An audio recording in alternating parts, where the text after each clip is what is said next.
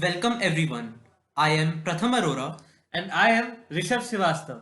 Our presentation is based on the research paper Cost Effective Speculative Scheduling in High Performance Processors. Introduction. To maximize performance, out-of-order execution processors sometimes issue instructions without having the guarantee that the operands will be available in time. For example, loads are typically assumed to hit in the L1 cache and dependent instructions are issued assuming a L1 hit. This form of speculation is referred to as speculative scheduling.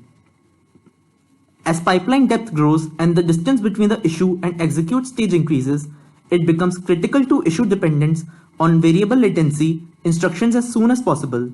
It is better than to wait for the actual cycle at which the results will become available. But if the scheduler wrongly issues an instruction that does not have its source on the bypass network when it reaches the execute stage, then the instruction must be cancelled and replayed. This impairs performance and increases energy consumption. Research hypothesis. The research paper discussed here focuses on the ways to reduce the number of replays by proposing solutions to: first, improve on existing L1 hit or miss prediction schemes by taking into consideration instruction criticality. Second, decrease the number of replays caused by the L1 bank conflicts. Out-of-order execution is a paradigm used in most high-performance CPUs to make use of instruction cycles that would otherwise be wasted. Here, a processor executes instructions in an order governed by the availability of input data and execution units, rather than by the original order in a program. In doing so, the processor can avoid being idle and process the next instructions that are able to run independently. In the given figure, the add instruction, which is issued after the move instruction, completes out of order. In out of order execution processors, the scheduler must keep instructions flowing through the pipeline at the highest rate possible, while dealing with hardware resource constraints and data dependencies. How are instructions executed?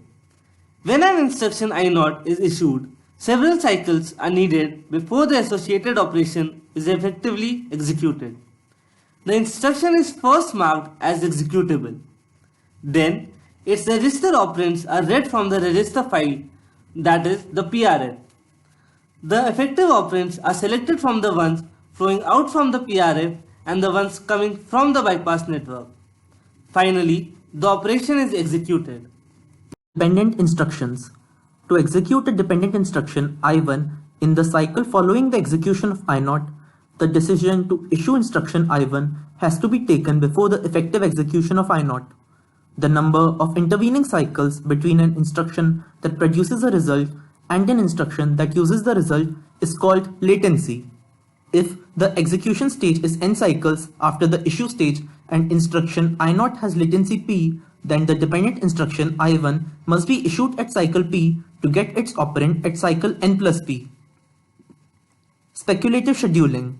The action of speculatively issuing instruction without knowing the effective validity of their operands is known as speculative scheduling. Implementing a scheduler with back-to-back execution is a challenge even if the execute and issue stages are only one cycle apart. Another difficulty lies with the decision of issuing instructions early in the presence of an issue to execute delay. One cannot guarantee the effective latency of an instruction. We illustrate this on a load from memory. The load latency may vary from L1 cache response time, typically 1 to 3 cycles, to several hundreds of cycles if the data is missing in the last level cache. Decision to schedule dependent instructions after a load should thus be delayed until the availability of the hit signal of the load. When speculative scheduling is used, a replay mechanism is needed to handle wrong schedules. Replays. Loads are instructions that typically exhibit variable latency.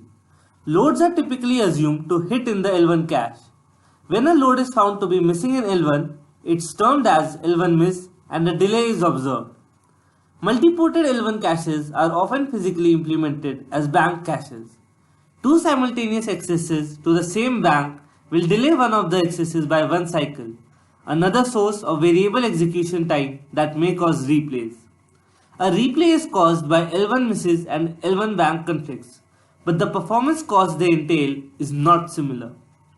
In particular, an isolated replay due to a bank conflict is costly since dependents will be delayed by the whole issue to execute latency due to their cancellation.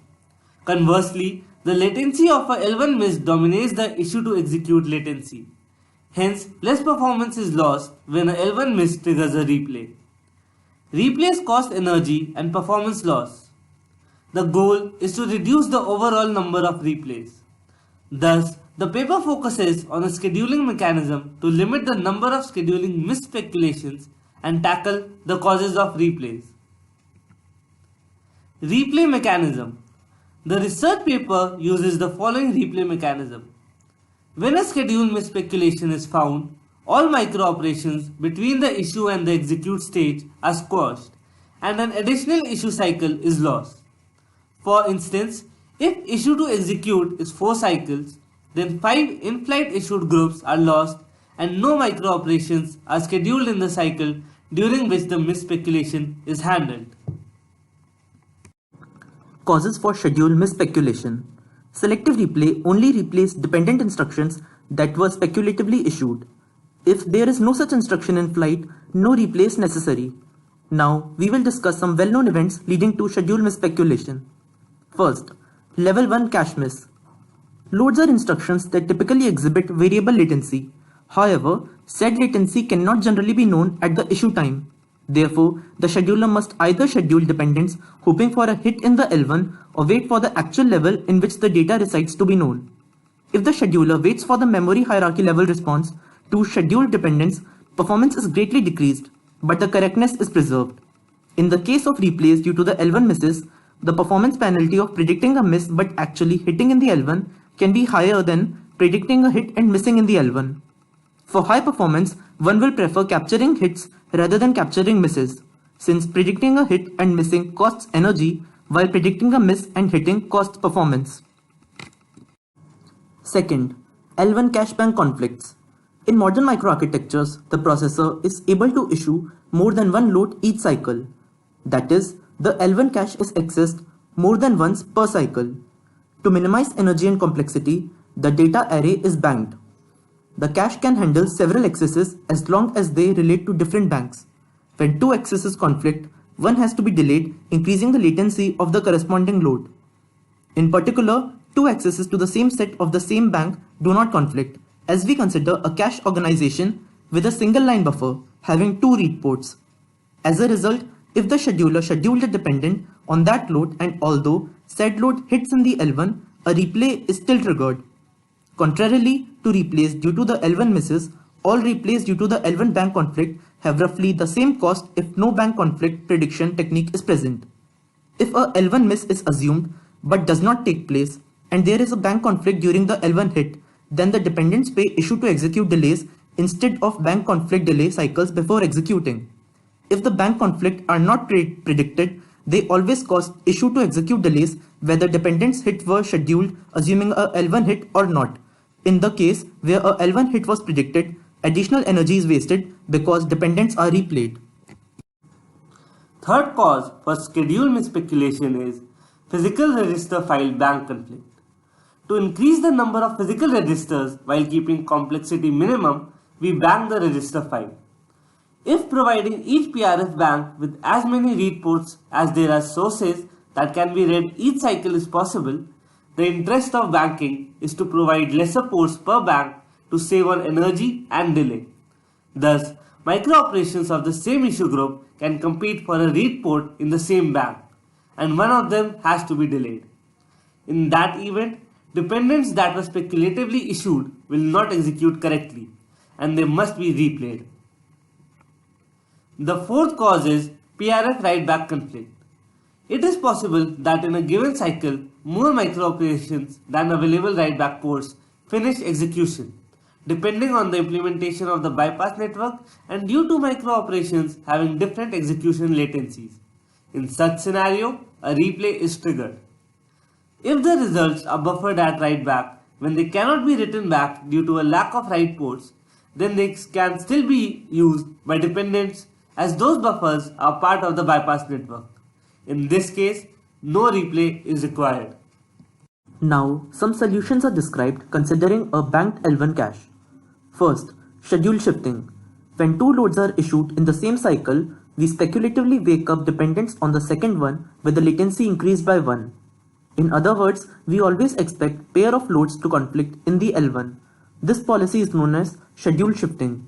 Results showed that the part of the performance lost due to the L1 bank conflict is recovered when schedule shifting is applied. Also, the number of micro operations replayed due to the L1 bank conflicts is greatly reduced by 74.8% on average.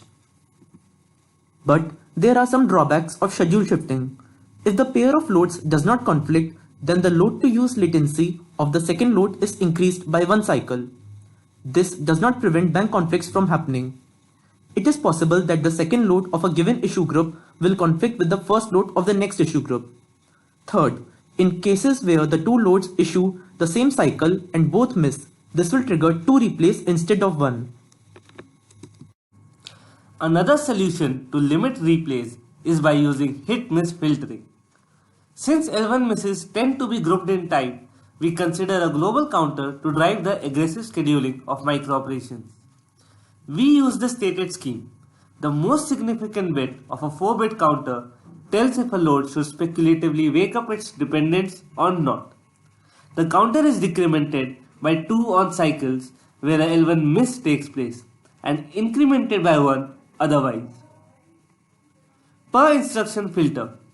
Complex schemes to predict L1 hit or miss may not be cost efficient, especially from a performance standpoint. We consider a 2K entry direct mapped array of 2-bit saturating counters that are incremented on a hit and decremented on a miss. In each entry, an additional bit allows to silence the counter if it goes from a saturated state to a transient state, example from 0 to 1 after a hit. If a counter is not silenced, this means that the micro-operation has always hit until now. If the counter is silenced, this means that the micro-operation does not always hit, and we let the 4-bit counter of the previous policy decide if dependents should be scheduled or not. To avoid counters being silenced forever, we reset the whole array of silent bits every 10k committed loads. Counters are not updated while they are silenced. The logic behind using a bit to silence the counter is that the behavior of some loads is strongly dependent on the behavior of very recent loads. Without the silencing bit, an entry may saturate to hit often, while the load actually follows the behavior of the recent load, which sometimes misses.